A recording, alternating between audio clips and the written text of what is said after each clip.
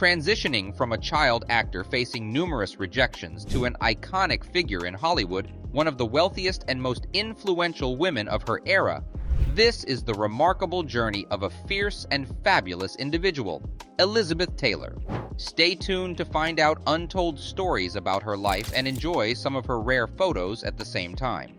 Elizabeth was born in 1932 in Hampstead, England, to her American parents, Sarah and Francis Taylor. Her father had a flourishing career as an art dealer, and her mother was a retired stage actress with several Broadway shows to her name. She was an inquisitive child, full of brightness and always exploring her place in the world, and often immersed herself in books and loved playing with her dolls. She had a vivid imagination and enjoyed creating make-believe performances for her family. Her dream was to shine on the silver screen as a movie star one day. However, Elizabeth's life wasn't always smooth. Her family grappled with financial instability.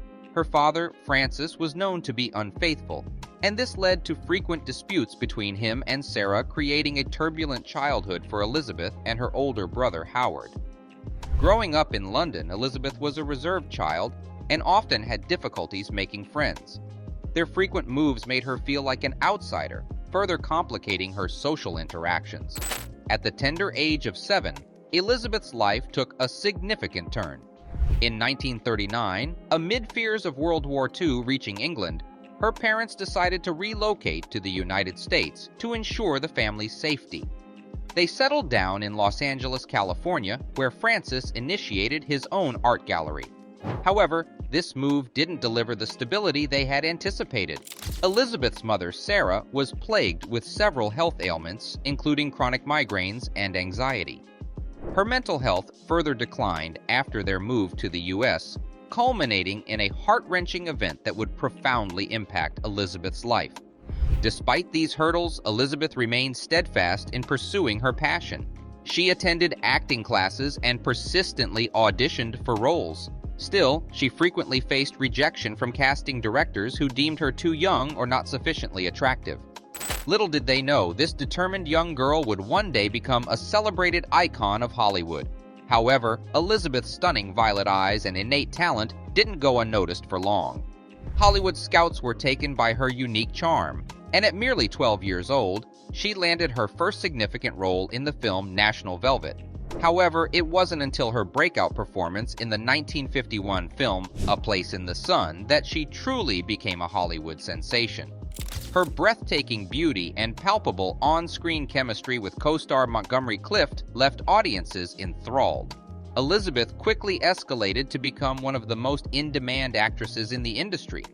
During the next few years, she starred in several highly successful films, including Giant, Cat on a Hot Tin Roof, and Cleopatra. She was renowned for her stunning beauty, extraordinary talent, and larger-than-life persona. Her mesmerizing violet eyes, akin to sparkling gems, along with her porcelain-smooth skin, created an aura of radiant elegance. As the 1960s transitioned into the 1970s, Elizabeth began to concentrate on more socially relevant films. She took on roles in films like Who's Afraid of Virginia Woolf that tackled issues of race, gender, and class. Elizabeth's personal life was as dramatic as her career. Her love life was one of the most scandalous and discussed topics of her era. Her tumultuous romantic relationships were under constant scrutiny and gossip, with her multiple marriages and affairs making headlines. Not just 2, 3, or 4 times, but Elizabeth was married 8 times to 7 different men. Her first marriage to hotel business tycoon Conrad Hilton Jr. was very short-lived, lasting only 8 months, plagued by constant disputes and infidelity. She then married actor Michael Wilding, producer Mike Todd, and singer Eddie Fisher. The latter marriage sparked a significant scandal when Fisher left his wife, Elizabeth's close friend Debbie Reynolds, to be with her. When she married her 7th husband, John Warner, a politician, she kind of semi-retired from her acting career to embrace the role of a politician's wife. This was a big change from the Hollywood spotlight. As she shared, "Washington is the toughest city for a woman, especially if you're married to a politician. If the woman is the politician, it's different. But being married to one can feel like you're a silent robot." When campaigning with Warner, Taylor was asked not to wear purple as it was considered a symbol of royalty. For 2 months, she complied with this request. But after the election, the Republican women threw a lunch party to thank me for my campaign efforts. To that event, I wore my purplest Halston pantsuit, she recounted. However, it was her relationship with Welsh actor Richard Burton that truly captured the public's attention more than anything. The couple first met on the set of Cleopatra and fell in love, despite both being married to other people at the time. Their passionate and turbulent relationship led them down the aisle twice, only to end in divorce each time. However, Elizabeth's personal struggles extended beyond her love life. She battled a prescription drug addiction for much of her adult life, leading to a near-death experience and heart surgery. Because of the addiction, during the 1990s, she went to rehab many times. She was trying to beat her addiction. Even though it was tough, she stayed focused on using her fame for good. She became a big supporter of AIDS research and even started the Elizabeth Taylor AIDS Foundation to raise money for the cause. Besides her work in movies and helping others, Elizabeth also loved collecting fancy jewelry. Her collection was said to be worth a lot of money.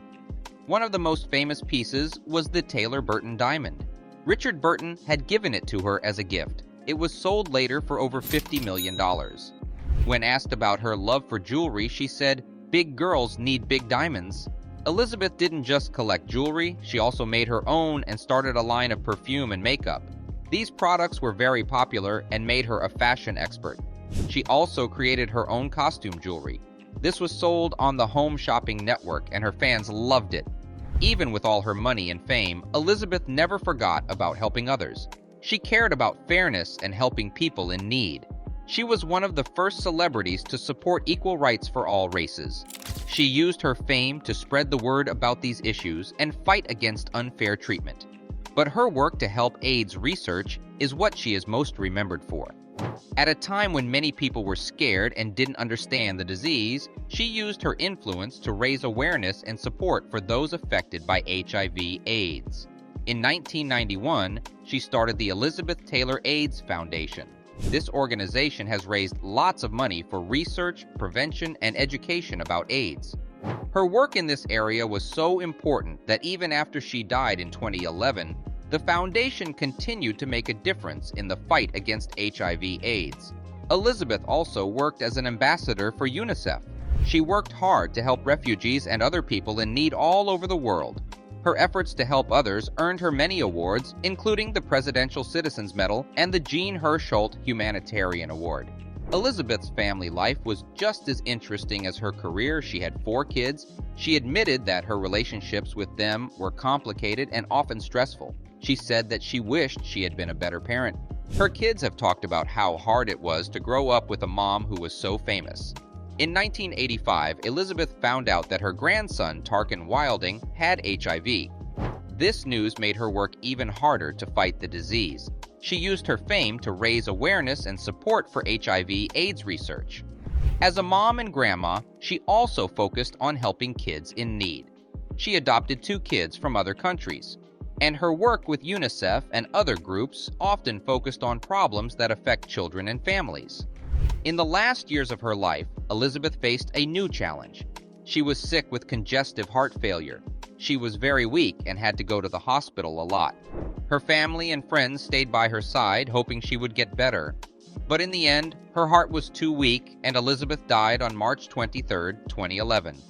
She was 79 years old. Since her passing in 2011, the influence and legacy of Elizabeth Taylor have only grown stronger.